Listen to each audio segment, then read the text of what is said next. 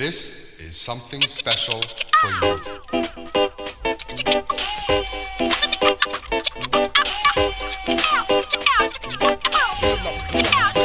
Zulu Nation, Zulu Nation, Zulu Nation, Zulu Nation, Zulu Nation, Zulu Nation, Zulu Nation. Vous êtes dans votre émission Zulu Nation sur la RTS2 with your homeboy Jack Jam. tey ñu ñëw fii ci place de la nation comme ni ñu koy waxee rek émission Zulu Nation dafa bokk ci vendre la destination Sénégal démb parc paysager bu Cambérène lañ demoon tey ñu ñëw fii ci place de l'Obélisque ngeen gën ko xam ci place de la nation pour vendre la destination lépp loo xam ne dafa nice bokk ci luy taaral suñu réew Zulu Nation day déplacé wu ñëw foofu def ak yéen émission donc comme ni ma leen ko waxee rek seen émission Zulu Nation with your homeboy Jack Jam day leen ko kal ci RTS2 tous les samedis day dope day nice lépp luy hip hop dañ leen koy jox dañ leen di jox structure yi hip hop dans toutes ses facettes donc balaa ñuy sori dañuy dugg ci suñu rubrique découverte fekk benn artiste boo xam ne un artiste pétri de talent ngeen gën ko xam ci hot boy ñi nga xam ne ay old school lañ ñi nga xam ne nouvelle génération bi ngeen gën ko xam ci Bido Sophie nekk artiste boo xam ne rappeur la il est pétri de talent actuellement mu nekk Norvège di def ay affaires yu dope kon dañuy doxante ci parc bi dégg naa ne mu ngi ci coin yi quoi ñu dem foofu dem seeti ko Bido Sophie. This is something special for you. Sama waa ji. The big brother. naka waar. waay ça va gars ça va bien ça va. bien. maa lay bëggee de. waay gis nga de. jaajëf tey da nga ñëw ñu fekk la ci parc bi nii. waaw ngay ñëw di féexlu. jël ngelaw jël xam nga rek vitamine D bi ci nii ci période de tourisme nga nekk ah. non. waaye sa yi ngay def.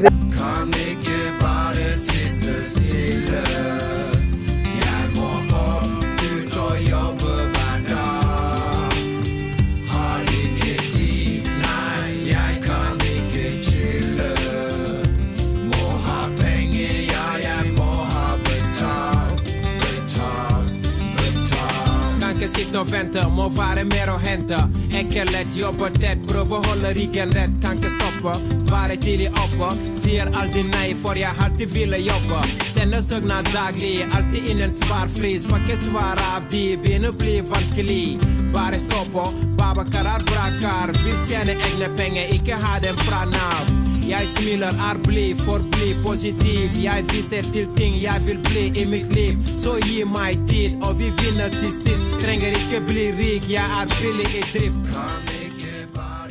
Vous êtes dans votre émission Zulu Nation with your homeboy Jack Jam tey ñu ñëw seet si benn ndaanaan dajeek moom fii place de l'Obélisque muy Bido Sophie ndaanaan yi gën ko xam ci hot bi sama waa ji. naka bagage yi brother sant alhamdulilah ça va bien sant rek bàyyi. mais gëj nga ci réew mi. waaw mais maa ngi foon daaw bro gëjuma fi man. non at dafa bëri de def ni bro. waaw su ma sañoon moom chaque semaine ma jaar doxantu. ah oui waaw. mais gis ngeen Bido Sophie bon artiste la boo xam ne kenn dootu ko présenté.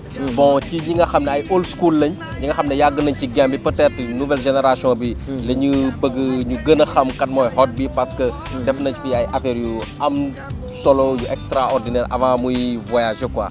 donc hot bi. ci lu ndaw lan nga mën a présenté wu pour nouvelle génération bi. xam kat mooy Bido Sophie.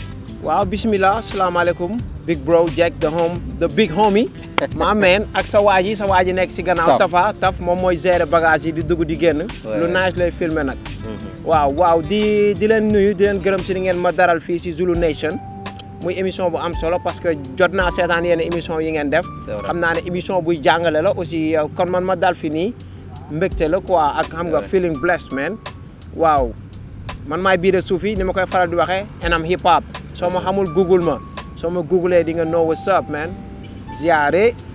waaw gis ngeen Bido Sophie muy waajoo xam ne waaju xam nga am talent la defoon fi temps actuellement mu nekk Norvège. beatmaker la aussi. yor nga sa home sa studio foofu. cela veut dire que yow ci game bi ba léegi bàyyi woo ko yaa ngi fa sa projet yow yaa koy prise yaay def. beat yi yaay def yëpp quoi. donc tey mën nga ñu defal benn présentation bu brève ci projet nga jot a job depuis ba nga nekkee fële Norvège quoi. bon bi ma nekkee Norvège ba léegi avant may dem am na benn album boo xam ne fii laa ko enregistré woon Gambie maag sama grand bi nga xam ne moom mooy job sama musique bi muy Tra xalam studio. biñ joobee album bi ma dem yóbbaale ko après mu génn ci plateforme internationale yi. mu ngi tuddoon hip hop still hip hop maanaam hip hop moo ngi nekk hip hop ba léegi. no matter what mu génnoon mu nekkoon 13 morceaux mu génn ci plateforme internationale yi génn ci CD Sénégal ak Gambie. mais comme néew ma fi woon.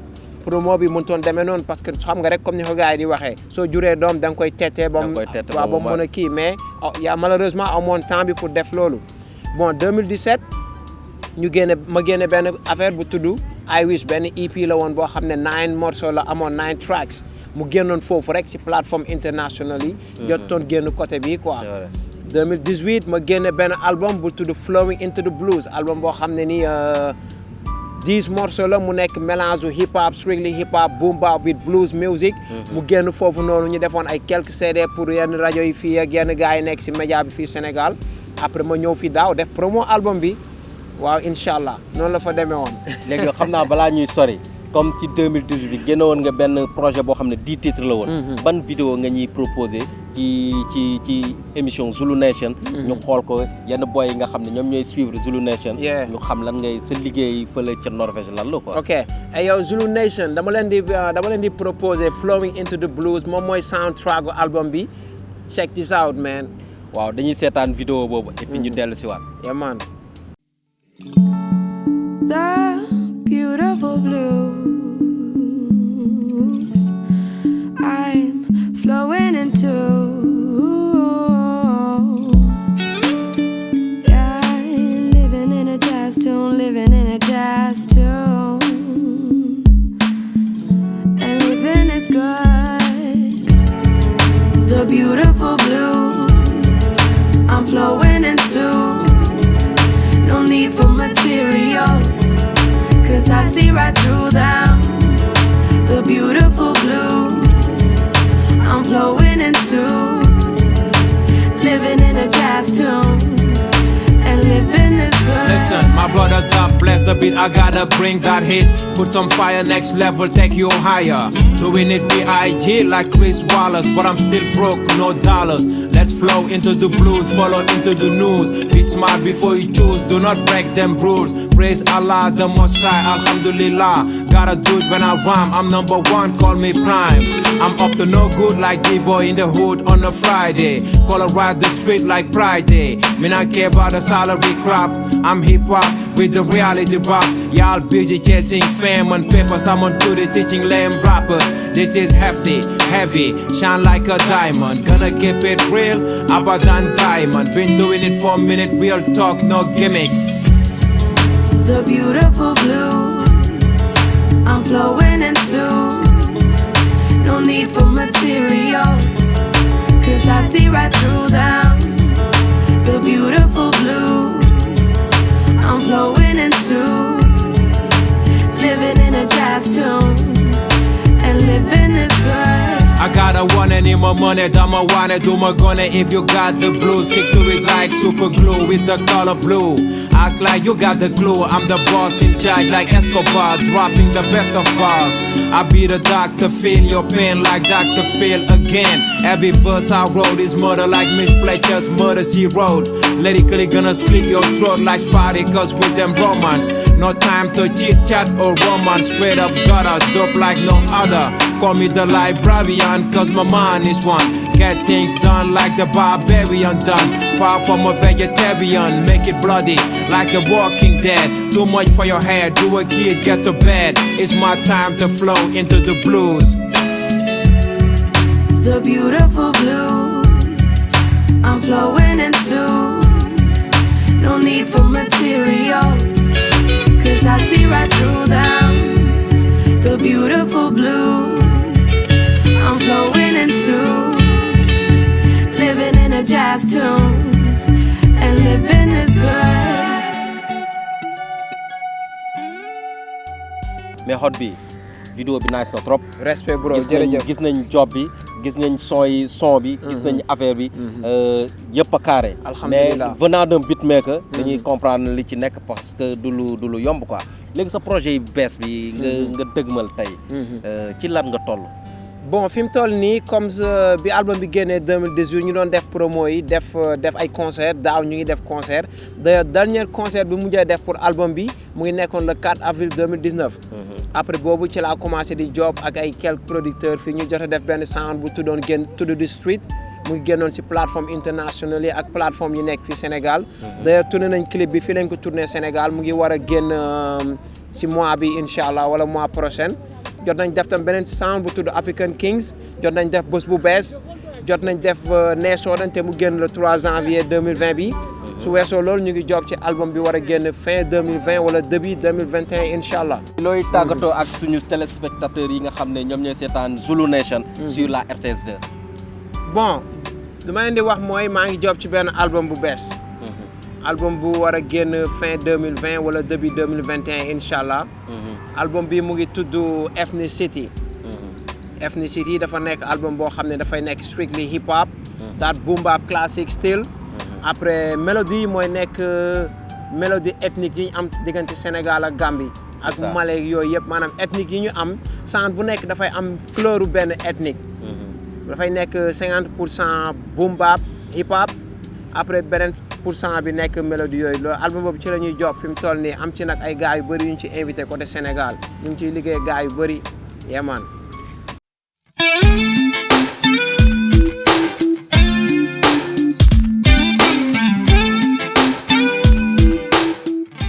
ba léegi ci seen émission Zulu Nation sur la RTS 2 Wiz Hamboy Jek Jam gis ngeen suñu rubrique découverte bii de Soufi muy artiste boo xam ne dootuñ ko présenté pétri de talent di def live am fële en Norvège di def ay projet di def lépp loo xam ne moom mooy ba mu voyagé ba léegi génnew loxoom ci game bi moom lañ doon recevoir seetaan ngeen vidéo yi affaire yu nice la donc suñ jógee foofu dañuy demaat ci beneen rubrique ngeen gën ko xam ci rubrique background ak suñu grand bi nga xam ne kenn dootu ko présenté ci background muy Gunman Xuman donc dañuy teg suñu baaraam dem seeti suñu rubrique background dellu si.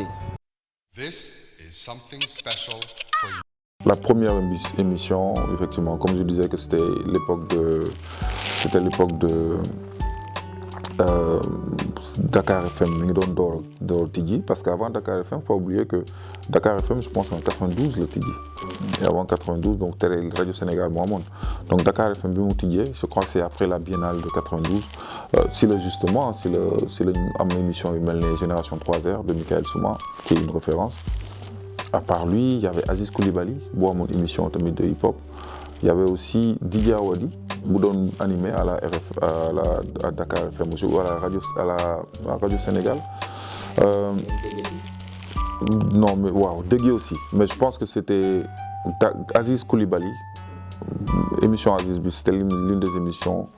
Je pense que la première fois que je dégué Econ, c'était dans cette émission-là, justement. La première fois que je dégué, c'était présenté, c'était dans une émission de Aziz Koulibaly. Après, quelques temps après, c'est le Sud FM Nyo. Le Sud FM Nyo, on avait Mahou Solbi. On avait Mahou Solbi qui avait énormément de followers. Il y avait aussi des gens comme DJ Karim Sow Karim. Il y avait DJ Kolos aussi. Parce qu'il y avait aussi, après la radio de Ben Bass, Dunia FM. Donc il y avait Kolos qui faisait des émissions à Dunia FM. Après tu avais 7FM, effectivement, tu avais 7FM, tu avais Dunia, tu avais 7FM. Donc c'était des émissions, c'était des radios qui touchaient beaucoup de monde. Après, si leur télévision a commencé, mais avant les télévisions, avant il y avait une émission, oui, il y avait l'émission de Ambroise Gomis sur la RTS. Il y avait Boulevard en musique avec Khalil Gueye. Et pour dire ces émissions, c'était un rêve, quoi. C'est-à-dire que donc c'était des émissions ça a beaucoup contribué à mettre en valeur le hip-hop. Khalil Gueye a beaucoup fait pour le hip-hop sénégalais, notamment aussi Ambroise Gomis. Je me souviens que la première fois qu'on est passé à la télé en 92, c'était dans l'émission d'Ambroise Gomis. Et il y avait nous, et on avait fait une chanson pour Diapelewa, Lion du Sénégal, une émission, une son spécial pour Diapele, pour Boy Lion. Donc c'est émission Bob Lenko de fait. Donc tu as ces gens-là, tu as Fatou, comment il s'appelle? Fat Tandian, qui a fait énormément aussi, qui faisait des émissions de hip-hop, enfin en tout cas qui nous invitait souvent si émissions à vie. Et oui, Marco Solbi, c'était ça, c'était général, en tout cas la première année, les premières années, bi nga xamante ni hip-hop bi wala kii commencé woon am doole. Ensuite c'est la deuxième période bi nga xamante ne c'était l'arrivée des radios comme Walfadjri avec l'émission de Jules Junior. On avait Génération 3R, bien sûr, on avait Black Label. Et puis il y avait une émission qui passait le soir, Adjumo Goudé, Adjumo Lone. Je pense que Ataya, avant une émission de n'importe quoi, c'était d'abord une émission de hip-hop avec Jules Junior. Donc il y avait Ataya qui était très très très bien suivi. Et donc il y avait... Après il y a eu bien sûr des comment on appelle ça? Il y avait DJ... comment il s'appelle? DJ Yves moo tax mënuma wax turam. Il a la même voix que DJ Yves. Il était à Wolf. Après il est décédé. Comment décédé? Edouard. DJ Edouard aussi, il a beaucoup fait pour le hip-hop. Et ce qui se passait, c'est que boo xoolee animateur ou boîte de nuit ñoom ñoo doon nekk ci rajo yi. Tu avais des animateurs de DJ yoo xamante ne par exemple DJ Eduardo, il était à la radio, il était à Nostalgie. Ah, Nostalgie aussi a beaucoup fait pour le hip-hop sénégalais. Nostalgie avait beaucoup d'émissions yoo xamante ne c'était parce que dañu ñëwoon ak benn format bu bees. Donc Nostalgie, on mettait beaucoup de hip-hop. Et puis ça nous obligeait, daf ñu doon forcer pour ñu calibrer sur nos musiques. Parce que ñoom dafa amoon benn genre standard de musique qu'ils jouaient. Donc il fallait que ñu jéem a defaraat suñu beat yi pour mu nekk loo xamante ne c'était des trucs qui auraient pu être passés facilement ci genre ou ci seen genre playlist. Voilà. Après, bon, il y a eu, comme je disais, ay Radio Dunia. Et Dunia, ce qui était intéressant, c'était que Dunia yemul woon Dakar. C'était l'une des seules chaînes de radio qui était dans toutes les régions. Donc chaque fois boo doon dem ci yenn régions yi surtout dañu doon invité ci yenn kii. Et puis il y avait aussi DJ Papis Sud FM. Non, Papis il était à la RTS. Papis Diallo.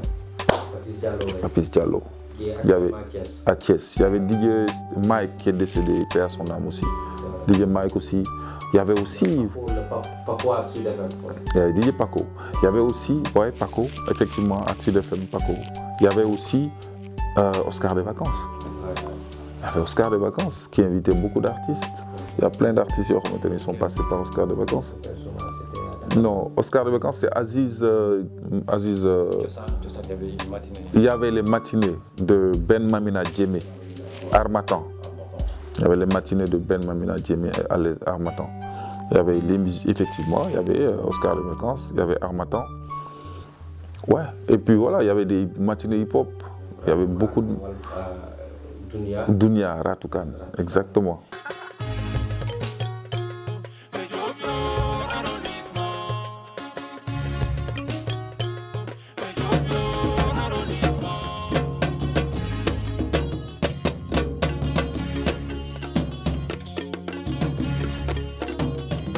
Fangen jo Floridayo, Ugena jo Flor Ilorijayo, Alamajin Gingor Sadanadayo, Me jo Flor arrondissement.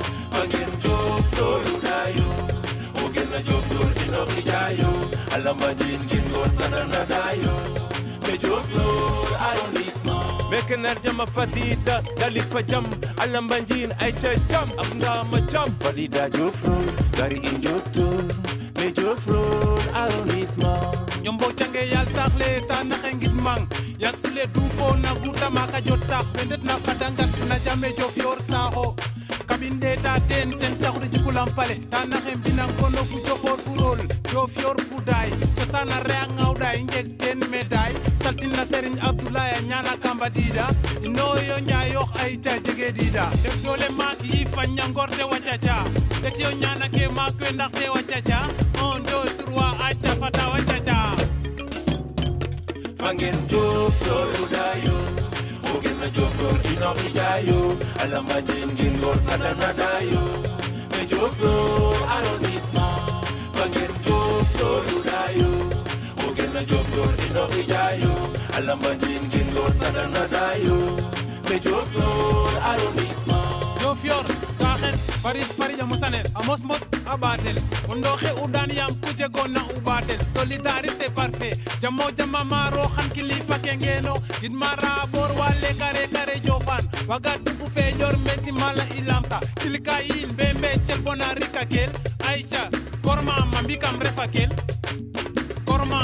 refakel jong fe sinjanka meke somingenka dan fa wanjalun seri bunana Serigne Mamadou Lamine Faye Alaaji Babu Alaaji Lamine Senghor Serigne Abdoulaye Diom dina i ñëw waa nda cosaan fa nekkoon keer Njogo Njal Ousmane Deb Daman Kuma Ibou Ndee Mbisel xulam na ndol alla mu wongula Ousmane Xangel Moussa Teneng Abdou Ndong Mamadou Ndong Youssou Diom Diof yo regit ma nun Fangen Diof loolu dayo na Diofior inori jayo alama jengin ngor sadana dayo me Diofior arrondissement fangen Diofior dayo ogen na Diofior inori jayo alama jengin ngor sadana dayo me Diofior arrondissement son si Diofior cellen nono mosa def leng na nor mbugu fok mboga yifi cosaan i ñacca teranga i ngacca Medina genum ta daru acca renaissance sante i ngeda sa xees xoyen bel suum jeg jam gondi kander sa xees sa fela walla may sa wali sa xees sa fela walla suuy waay Diofior jambe lile Diofior jambe lile Diofior jambe lile Diofior dale jambe lile lanka jofora furul wa jumbo fangen Diofior amujure fundombo makwalal tadatala debaha modwe datala jumbo fangen Diofior dayo ogen na Diofior inori jayo alama jengin ngor sadana dayo me Diofior arrondissement fangen Diofior dayo ogen na Diofior inori jayo alama jengin ngor sadana dayo me Diofior arrondissement Ankhaj Diofior afela Ankhaj Diofior afela Ankhaj Diofior afela Ankhaj Diofior afela Ankhaj Diofior afela Ankhaj Diofior afela Ankhaj ba léegi yéen a ngi seen émission Zulu Nation with your homeboy Jek Jam gis nga suñu jógee ci suñu rubrique background ak gën maan xumaan dañuy jàllaat ci beneen rubrique mais balaa ñuy dugg ci rubrique boobu juste dañ leen di wax ne ñu ngi ci parc de la nation fii nga xam ne franchement comme émission bi lu ko tax a jóg dañuy vendre la destination Sénégal moo tax ñu ñëw ci place publique yi nga xam ne réew mi ñoo ko moom xam nga lépp luy taaral et Zulu seen émission Zulu Nation day déplacé wu ñëw ba foofu def ak yéen émission pour jaay la destination Sénégal moo tax tey ñu ñëw fii ci parc de la nation nga xam ne fii gis ngeen nu mu naay see pla R2G yi xale yi fii la ñuy ñëw di féexloo booy fii la ñuy ñëw di réviser xam nga gan yi suñu ñëw aussi baax na dañuy ñëw fii moo tax tey suñu émission Zulu Nation ñu déplacé wu ba ci parc de la nation pour ñëw def ak yéen seen émission Zulu Nation muy émission 100% hip hop sur la RTS 2 donc balaa ñuy sori dañuy dugg ci suñu rubrique brand news with my homeboy Pac Mayité yes sir. This is something special for you. Salut les inconditionnels de Brand New Zulu Nation ci événement yi fi jot a jàll la grande finale di Flow Up Douta Seck toj na ak waa Africulture urbaine rappeur bi ko gagné mooy Wiza B si jamono jooju Cissesse mu ngi toj ak LNN show bu Dip Doundou Guiss presque 14 000 spectateurs lu kenn mësul gis Jella Bang mi ngi woon ñaani night club def na fa show bu doy waar bu ñu jugee ci événement yi ñu jàll ci vidéo yi fi bees Buzzy l'enfant chéri de Pikine génne na benn vidéo bu doy waar bu tudd nettoyage général Pun Chef génne na benn vidéo bu bees bu tudd ki ma bëgg ànd seeg Jeba Cool Mokhtar fël na ak benn vidéo bu bees bu tudd lii lan la As the Best revient en force avec Oh Yes en featuring avec Numbelan Band Real Fight For génne na ñaari vidéo ci benn semaine I'm Sorry ak bu ko tardeel en collaboration avec Swadou ak Bees génne waat na beneen vidéo bu bees bu tudd Cour d'assises Jaman bu Express defaat na mëninam ak benn vidéo bu tudd Give Me Edmo Flow l'enfant des Parcelles Assainies génne na benn vidéo bu bees bu tudd Bis bi dañ koy tëj ak projet yu war a génn Flouz war na génne benn projet bu tudd Back to the Roots Deep Killer war na génne benn projet bu tudd Up Tape Avocat, la version slam de la compilation Wood Up 2, une production du studio Thiaroye 44. C'était votre rubrique Brand News. donc suñ jógee foofu dañuy dugaat ci beneen rubrique boo xam ne rubrique bu am solo la rubrique bu dóob la ñu koy wax seen rubrique invité nag dañuy ñëw ci mutuelle de santé bi nga xam ne moom moo boole tous les artistes waxuma rek artistes hip-hopeurs yi ñu ngi ci graffiti ñu ngi ci mbalaxmaan yi ñëpp ci nekk comme ci émission 100% hip hop la ñuy nekk donc baax na artistes yi nga xam ne ñoom ñoo nekk ci game bi ñu xam ne état bi teg na benn affaire boo xam ne moom mooy mutuelle de santé pour tous les artistes donc du ma ci développé dañuy dem seeti le PCA bi nga xam ne moom moo yor mutuelle boobu ñu dem seeti ko muy Babacar Diouf. Let's go do it. This is something special for you. tey seen émission Zulu Nation sur la RTS 2 dañu doxantu tey ba ci mutuelle nationale de santé des acteurs culturels du Sénégal fekk fi le PCA Babacar Diouf moom la ñu ñëw seet si war a waxtaan ak moom ci lu bëri ci concernant mutuelle bi parce que mutuelle la boo xam ne dañ ko teg pour mu taxaw artistes yi ci seen côté santé. dama leen di sant di leen gërëm ndax li ngeen di def am na solo dañu yaakaaroon ne wàllu cosaan ak aada dañ koy yéemale rek ci yëfu démb ak barki démb mais yéen wane ngeen ne am na lu bees loo xam ne boole ngeen ko waaye li ëpp solo mooy li nekk ci message bi ngeen di joxe ndax wéykat bëri na waaye yéen fi ngeen féete da ngeen góorgóorlu ba wax lu am njëriñ ci doomu aadama yi loolu dañ leen ciy gërëm di leen di ñaan tamit ngeen gën a farlu ci liggéey bi boo buggee bokk ci mutuelle bi ñaari téeméer lañ la laaj yow ñaari téeméer boo àndee ñaari téeméer ñu ak carte d'identité bi ak yooyu ñu bind la yow nga bindu yow yaay borom kër gi ilif wala ki nga xam ne moo yor équipe bi ñu daal di def fii say photo ak sa filiation mais da nga gis liste bi ñu def da nga war a jël sa njaboot bi mun na nekk ñooy liggéeyandoo mun na nekk sa yaay mun na nekk sa jabar mun na nekk sa doom mun na nekk sa maam mun na nekk sax sa dëkkandoo léegi nga jël leen en charge yow nag comme 1000 francs nga fay pour giiru dund nekk nga membre kooku moom amatul joxe nga ko mais chaque année ñooñu nga dugal da nga leen war a fayal 3500 bu nguur gi par personne mooy bénéficiaire ndax yow bu fekkee yow la ak sa jabar ak sa doom kon da ngeen di nekk ñett kon ñetti 3500 nga war a natt pour nekk à jour at bu ne te loolu boo ko nattee yow ci téeméer boo waroon fay ñaar fukk yi ngay fay ñun ñooy fay juróom-ñett fukk yi muy nag ci ba ngay dugg ca hôpital bi ñu lay xool ba ngay dem jënd ay médicaments gis nga attestation de soins wala kii boo ko defee moom nga yóbbu pharmacie pour mun a jënd médicaments yi. Monsieur Babacar Diouf ñu ngi lay remercier équipe bu Zulu Nation ñoom ñoo ñëwoon tey fekk si la pour leeral ñi nga xam ne ñoom ñooy seetaan émission Zulu Nation sur la RTS 2 lan mooy mutuelle nationale bu acteur culturel au Sénégal donc gars yi yéen ñëpp yéen a ko gisandoo donc jeex na tey ñu ne un acteur culturel feebar na nit ñi di ko defal ay téléthon wala nit ñi di ko cotiser wala ñu naan feebar na te amul benn couverture donc mutuelle de santé bi nga xam ne moom moo couvrir national bi nga xam ne moom moo couvrir bépp acteur culturel yemul rek ci rappeur yemul ci chanteur képp koo xam ne acteur culturel nga donc baax na nga dem ci centre culturel ba nga xam ne ci région ba nga soqee ko fa nga dëkk nga dem ci centre culturel ba di nga fa fekk mutuelle nationale de santé bi nga xam ne moom moo couvrir bépp acteur culturel tey ñu ñëwoon seet si monsieur Babacar Diouf bi nga xam ne moom mooy le PCA foog naa explication yi set na c'était votre rubrique invité ci seen émission Zulu Nation.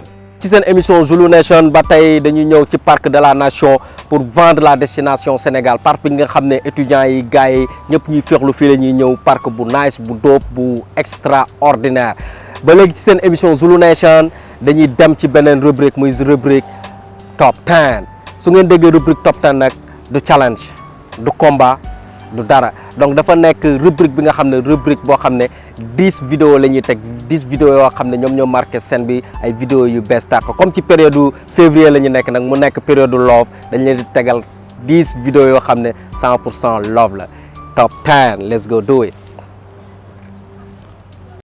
This is something special for you. Jarabe, nabe fele, jarabe. Tiha, Sunwell Music. Sunwell Music. Canote baila, ate baila. Mobiga kanu furuta. Kaki yerema kalonta gekano hey tete o fe bi mobiga kanu furuta kaki yerema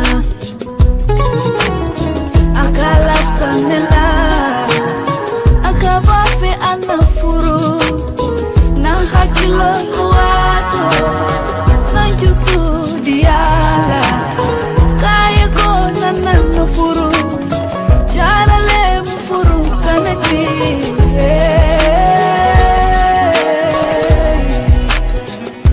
kanote baila ate baila mobiga kanu furuta kaki yerema kalonta gekano hey tete o fe mobiga kanu furuta kaki yerema alfata katulum kanola kanoman ketulum tati ite menketela ayatunale mahanye kakano kumafo kafo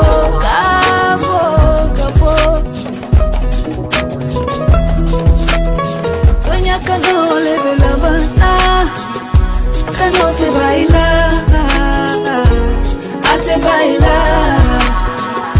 mobiga kanu furuta kaki yerema kalonta gekano hey teto pepe mobiga kanu furuta kaki yerema jarabela jarabela nabi fele jarabela jarabela nabi fele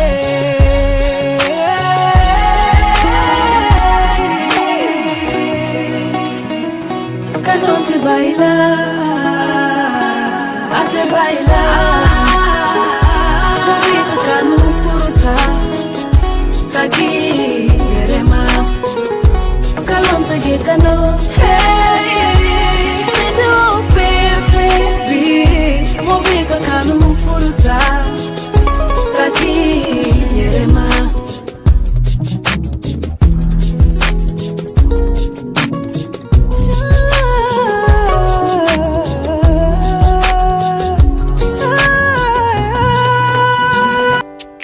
La patience est dure, mais sa récompense est pure.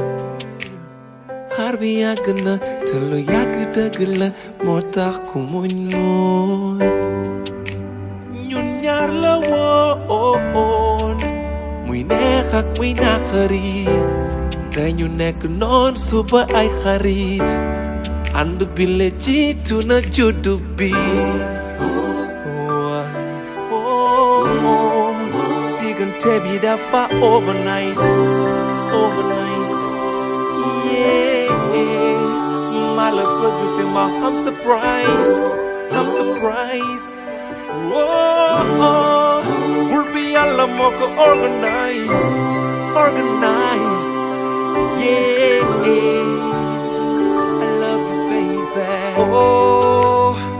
bés bi ma doon xaar aksina masuma beg ba mu romb lii masuma beg ba mu romb lii na oh bés bi ma doon xaar aksina masuma beg ba mu romb lii mënuma beg ba mu romb lii na na na na na.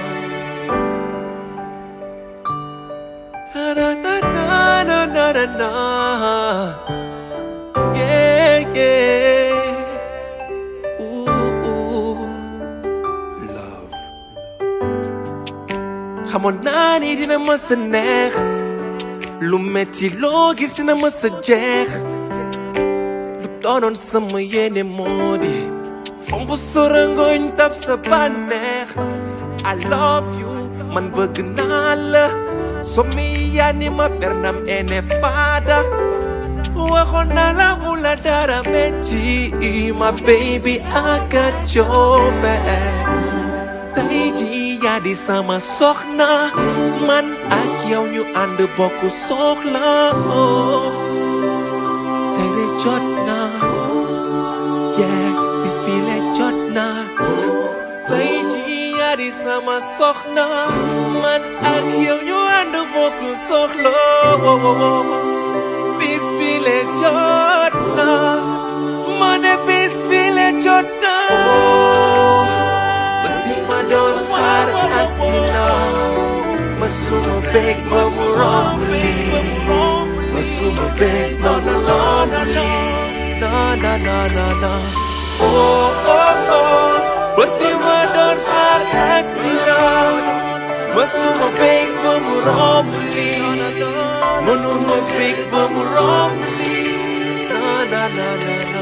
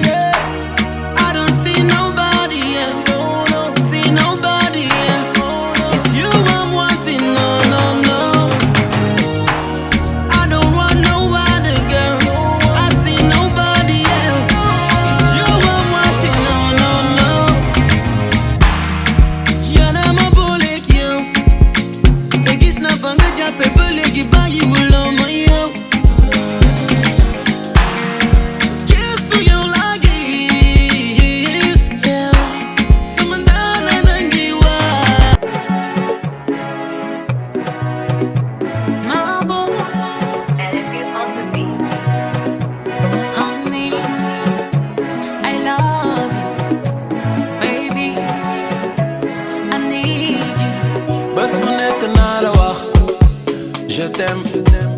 Duma sonn ci di la wan how much I love you. Dégg naa ñu ne dama daf ci yow.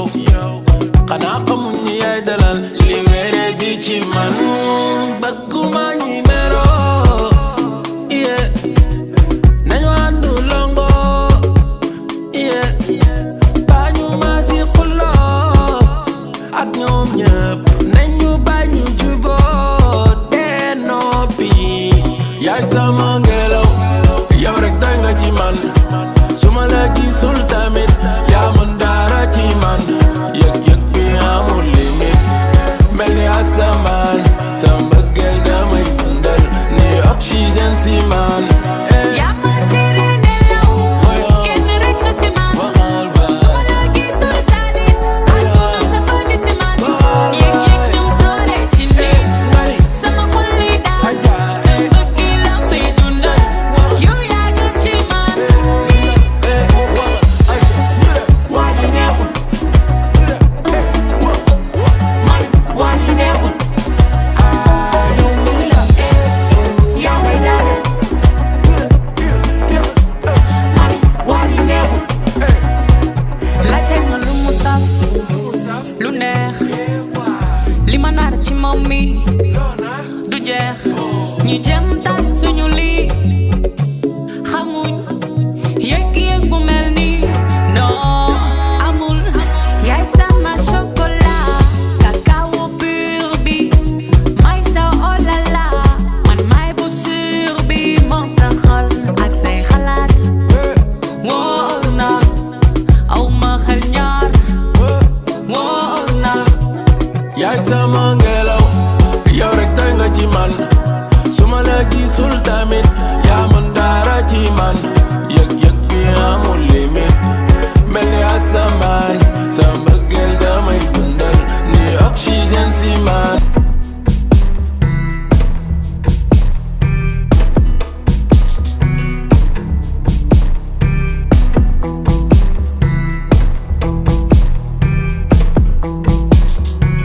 Degoma, Gisoma, Yoneuma, no, no, no, no. Degoma, Gisoma, Yoneuma. Man maa ñëwoon ñaan la sa yaay, maa ñëwoon ñaan la sa baay, man maa ñëwoon ñaan la sa maam, maa ñëwoon ñaan la sa maam jë man la. Nam naa la, nam naa la. Baby dem naa dem nga rangoñ du génn jooyu xol dem naa dem nga ego bi ne ci man du deñ dem naa dem nga uñal nga ma sagal nga ma dem naa dem nga defuma woon le waat ci yow dem nga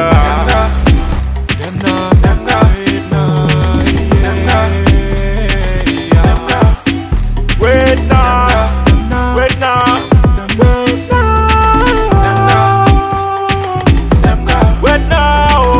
Batman, bad dedication, yow la nopp mais mënuñoo déggoo. Batman, bad dedication, yow la nopp mais mënuñoo déggoo. Batman, bad dedication, yow la nopp mais mënuñoo déggoo. Batman, bad dedication, yow la nopp mais mënuñoo déggoo. Batman, bad dedication, yow la nopp mais mënuñoo déggoo. Batman, bad dedication, yow la nopp mais mënuñoo déggoo. Batman, bad dedication, yow la nopp mais mënuñoo déggoo. Batman la mënuñoo dem mais mënuñoo tàggoo.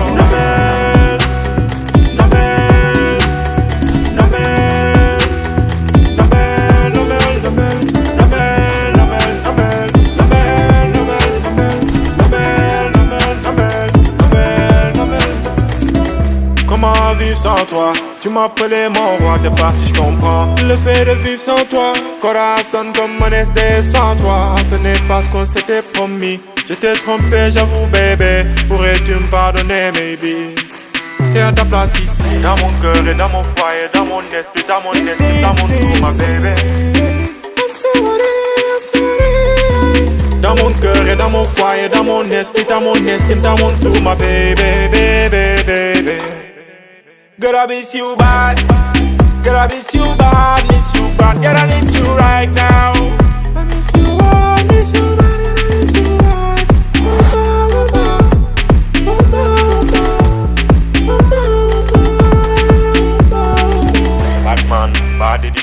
yow laa nopp mais mënuñoo déggoo. Pape Laye Beats. Pape Laye Beats. Pape Laye Beats.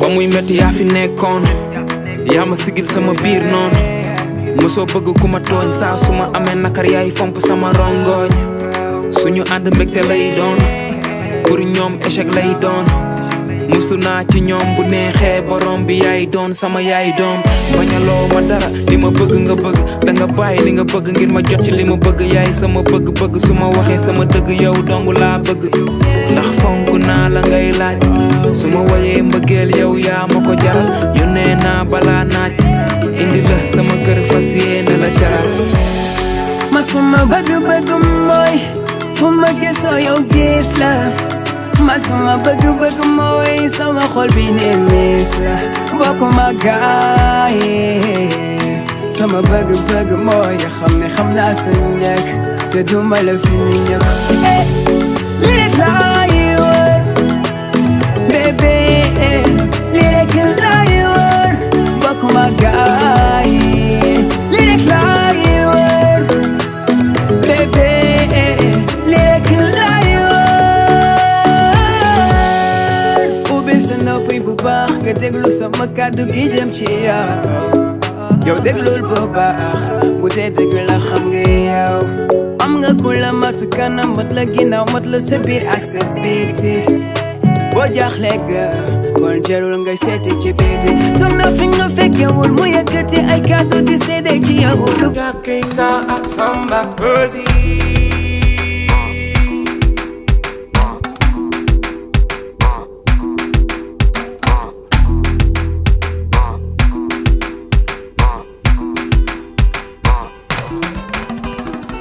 Toma tu tempo, ma bella latina.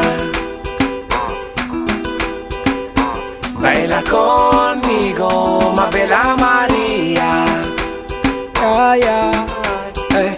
ma faale defal lu la neex jaay ma jikko bandi coupé supprimer nga bloqué taxul ma xaadi lan moo tax bëgg loo wax ak ma what do you think about me photo na di ma gis tëkk si di la topp lépp yow la jox naa la sama xol damay ëppal su may nopp wuyu ma Toma tu tempo, ma bella latina. wuyu ma Uy, uy, baila conmigo, ma bella Maria. Ay, ay, ay, ay, ay, ay, ay. Toma tu tempo, ma bella latina. Maria Maria Maria Baila conmigo, ma bella Maria. Uy, baila genn guddi, seetetuma umi. Lu la neex nañu wax. Sama yoon nekku ci xam naa sama rongoñ du toro di my baby baby gëm naa ne yow la my baby boy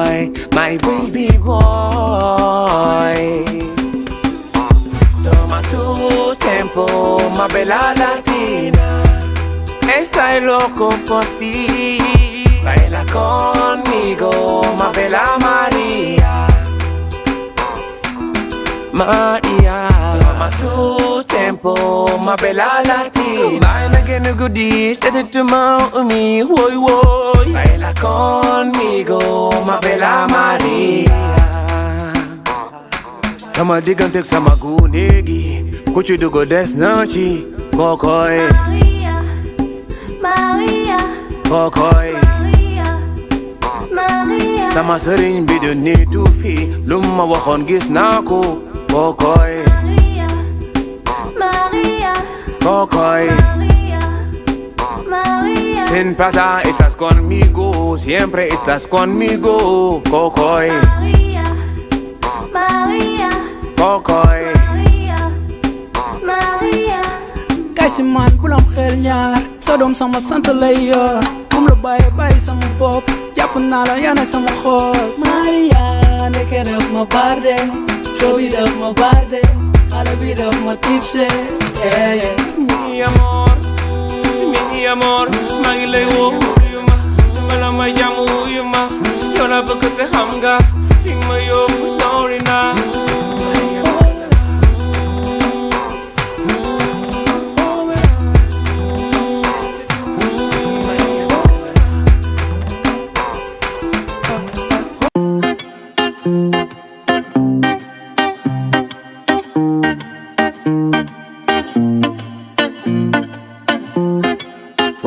time again, I'm afraid to fall in love. One more time again, I'm afraid to give my heart. 'Cause I don't wanna be hurt again. 'Cause I don't wanna suffer again. 'Cause I don't wanna be hurt again. 'Cause I don't wanna suffer again. But I know that love is beautiful. Love is so nice. Love is powerful. Love is something special. Love is beautiful. Love is so nice. Love is powerful. Love is something special. Yeah. Love is something special.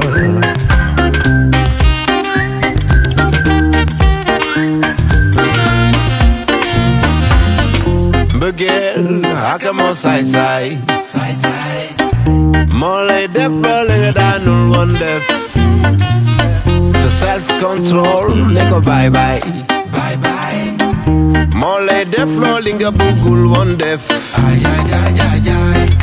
yéen a ngi ba léegi seen émission Zulu Nation tey ñu ñëwoon fii ci place de la nation ngeen gën ko xam ci place de l'Obélisque pour présenter suñu émission Zulu Nation bu dóob mu nekk place boo xam ne place publique la gars yëpp fii la ñuy daje étudiants yi population bi yëpp di dóob ñu def fi benn émission bu am solo parce que objectif bu émission bi tamit c'est vendre la destination Sénégal donc Zulu Nation jeex na tey artistes yi naan suñu vidéo jàllul RTS 2 wala suñu vidéo jàllul sur la RTS donc amatul lool donc su ngeen bëggee seetaan seen émission su ngeen bëggee participer ci émission bi mën ngeen envoyer seeni information mën ngeen ñu woo ci 437 62 55 donc fépp fu ngeen ñu woo rek dañuy ñëw fekk si leen couvrir leen muy conférence de presse muy concert muy événementiel lépp loo xam ne daa dem ci hip hop seen émission Zulu Nation day ñëw fekk si leen ñëw couvrir ko et puis jàllale ko donc c'était votre émission Zulu Nation with ya Hamboy Jack Jam sur la RTS 2 et mi autres.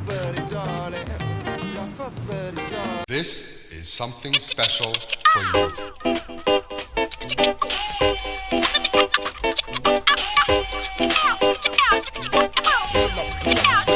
Zulu Nation, Zulu Nation, Zulu Nation, Zulu Nation, Zulu Nation, Zulu Nation, Zulu Nation.